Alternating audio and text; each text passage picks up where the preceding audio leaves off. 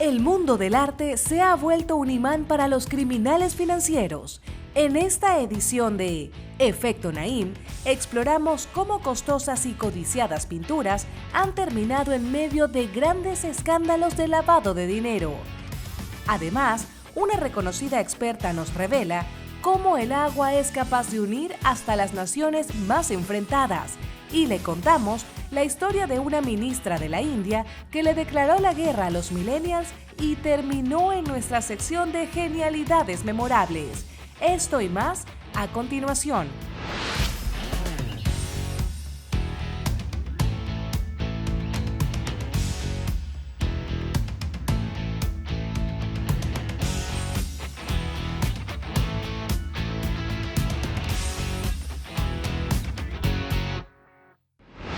Bienvenidos, soy Moisés Naim desde Washington. Encantado de estar de nuevo con ustedes, como siempre.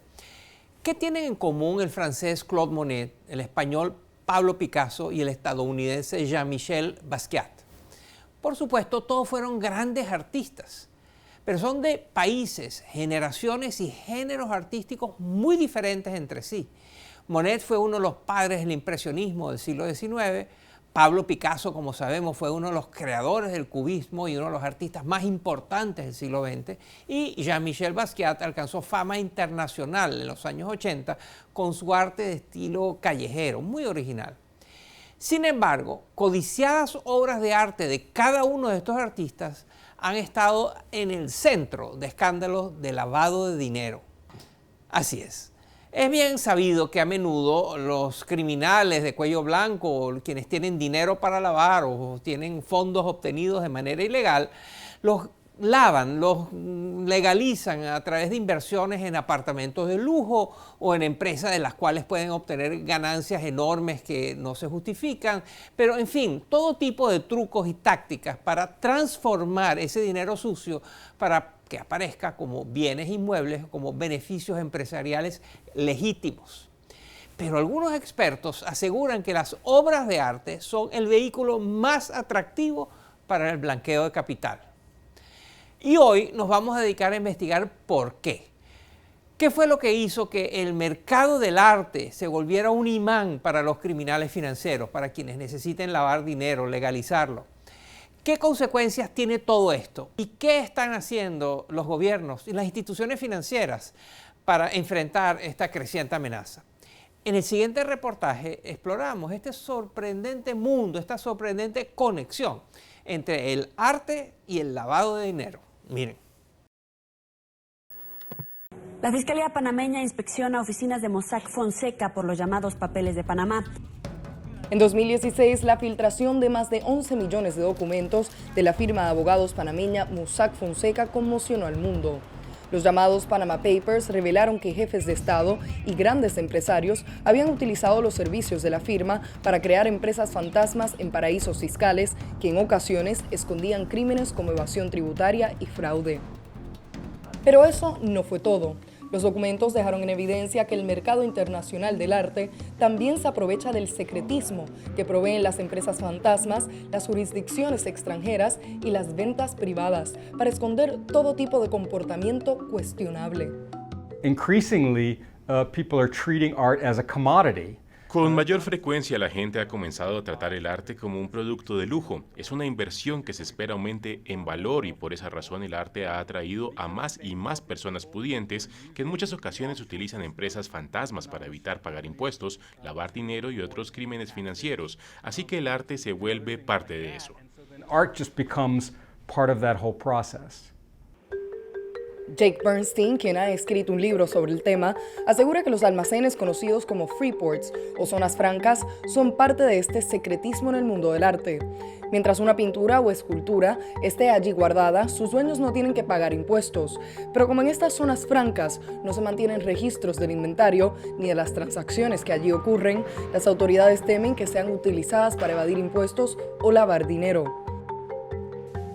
Además, los comerciantes de arte, galerías y casas de subastas están exentos del tipo de regulaciones que obligan a entidades como los bancos a verificar la identidad de sus clientes. Así lo explica John Byrne, quien lidera esfuerzos anti-lavado de dinero en Estados Unidos. Governments are getting better Los gobiernos están teniendo más éxito identificando crímenes financieros y consiguiendo que el sector privado reporte y detecte actividad cuestionable. Por ejemplo, el mercado inmobiliario y los comerciantes de metales preciosos tienen ciertas obligaciones, pero los comerciantes de arte no.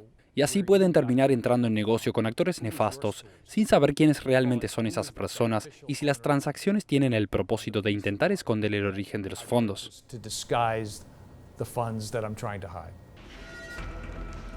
Sin embargo, hay veces que los comerciantes de arte se ven involucrados.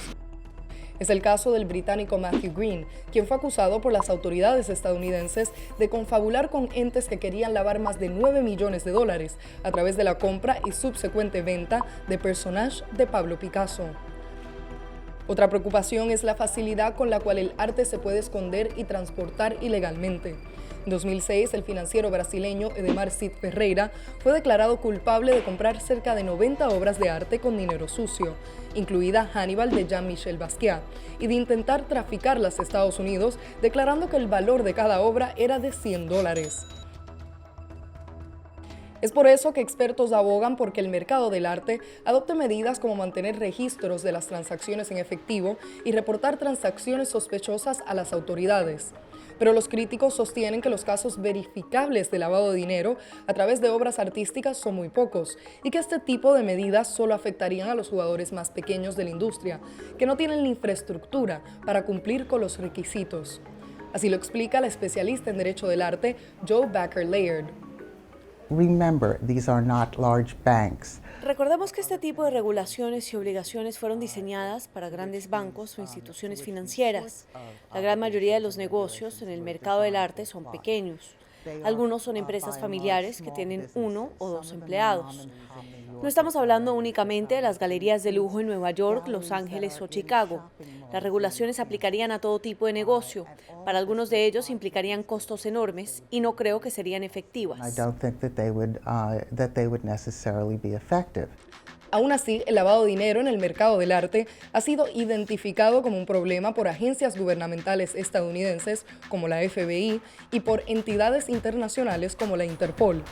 Además, en 2018, la Unión Europea adoptó una legislación que obliga a cualquier negocio que venda obras de arte por 10.000 euros o más a verificar la identidad del cliente antes de realizar la transacción. Aquellos en el mundo del arte argumentan que implementar regulaciones genéricas solo terminaría afectando a esta industria global que en 2018 superó los $67.000 millones en ventas. Es por eso que a pesar de la controversia, sí hay un punto de consenso. El diálogo entre la comunidad anti-lavado de dinero, los legisladores y la comunidad del arte es crucial. Para Efecto Naim, soy Alexandra Colonamín. El arte de lavar dinero. Otra sorpresa más en nuestro mundo tan cambiante. Y al regresar a la pausa les voy a cambiar de tema. Les voy a hablar del rol que el agua puede jugar en desencadenar conflictos armados. ¿Será cierto eso de que la próxima guerra mundial la producirá la escasez de agua? Después de la pausa comercial les explico más de esto. No se vayan.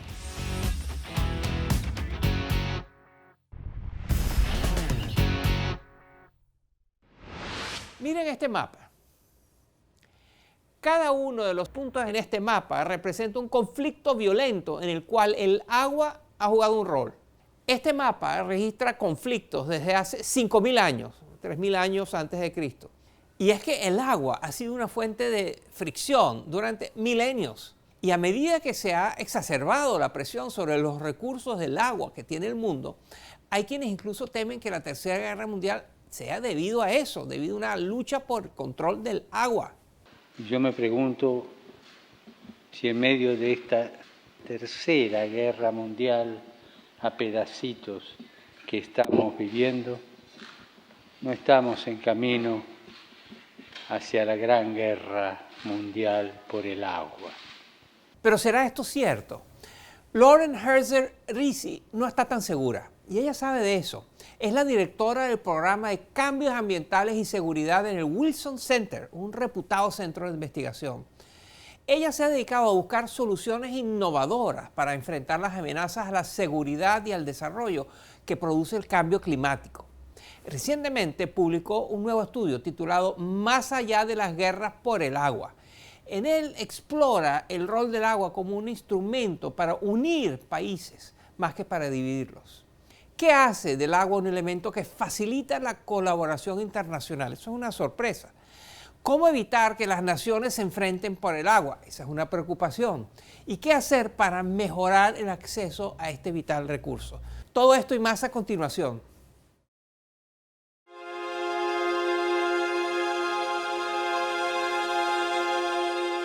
En 2019, un estudio del Instituto de Recursos Mundiales reveló que casi un tercio de la población global vive en países en situación de estrés hídrico extremadamente alto. Es decir, cerca de 2.600 millones de personas viven en zonas donde la demanda de agua es mayor que la cantidad disponible.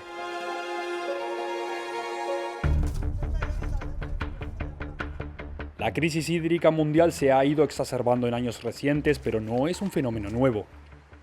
Ya en 1995, Ismail Serageldin, del Banco Mundial, aseguraba que las guerras del siglo XXI serían por el acceso al agua. Hablamos al respecto con Lauren Hesser-Reese, quien se ha dedicado a estudiar la relación entre el agua y el conflicto. Las investigaciones sobre la conexión entre el agua y el conflicto no apoyan la idea de una guerra mundial por el agua. Esto no quiere decir que el agua no sea parte del conflicto entre estados. Pero aún no hemos visto que estados entren en guerra por el agua. Donde sí vemos conflictos por el agua es a nivel local.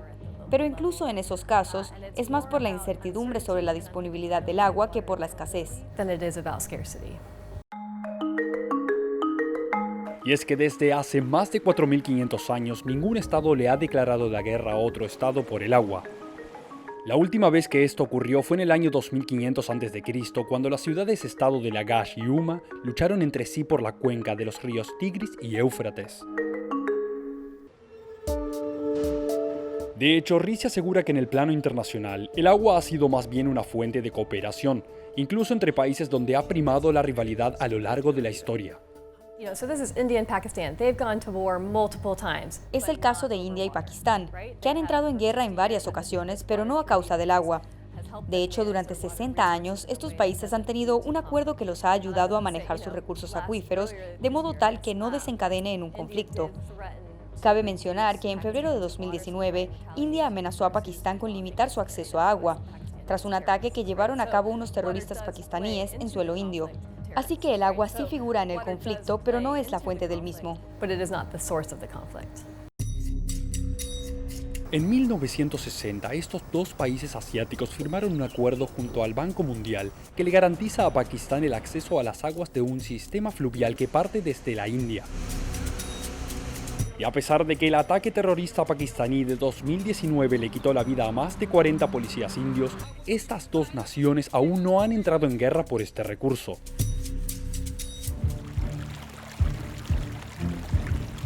Esta tendencia hacia la cooperación se ha visto incluso a nivel local, donde Reese asegura que hay más probabilidades que se den enfrentamientos por el agua.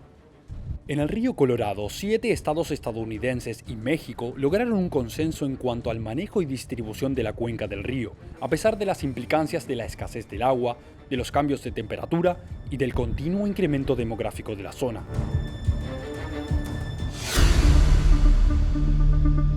Según el informe del Instituto de Recursos Mundiales, países como India, Chile, México o incluso España e Italia podrían sufrir una escasez extrema de agua en los próximos años.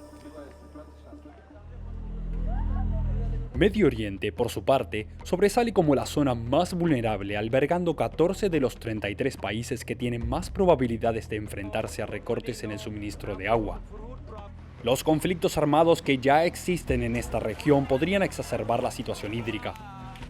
De acuerdo con UNICEF, en países como Siria, que se encuentran en una guerra civil desde el 2011, los menores de 5 años tienen hasta 20 veces más probabilidades de morir por enfermedades relacionadas con el agua que por la violencia directa. Pero el agua no tiene por qué ser una fuente de más conflicto. En Israel, Palestina y Jordania, países que han estado en guerra desde 1948, cuando se desató el primer conflicto árabe-israelí, este recurso ha sido una sorprendente fuente de paz. Existe una organización llamada Ecopaz Medio Oriente que está forjando cooperación en el río Jordán entre comunidades palestinas, jordanas e israelíes. Es el único esfuerzo de cooperación y construcción de paz trilateral que existe en esa región y se enfoca en crear un ecosistema más sano para los niños sin importar de qué lado de la frontera vengan. Para Risi, enfocarse únicamente en la posibilidad de guerras por el agua tiene un costo muy alto, pues perdemos la oportunidad de ver la importancia del agua como una herramienta para la paz, la diplomacia y el desarrollo.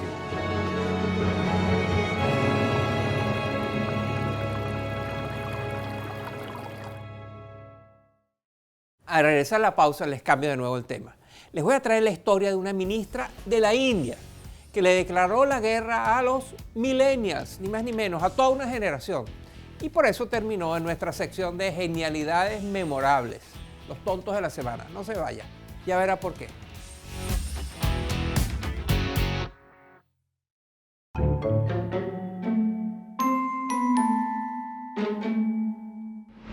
Durante milenios, las generaciones más jóvenes han sido blancos de todo tipo de críticas por sus padres y sus abuelos. En este programa hemos explorado ese fenómeno, el fenómeno de eso de quejarse de los jóvenes de hoy. Eso ha sido un tema desde el Imperio Romano, los viejos criticando a los jóvenes. En la actualidad, quienes se aferran a ese cliché de echarle la culpa a las generaciones más jóvenes o criticarlas por sus costumbres y sus formas de vivir, ahora arremeten contra los llamados millennials, los milenios, esa generación que nació entre los años 80 y finales de los 90.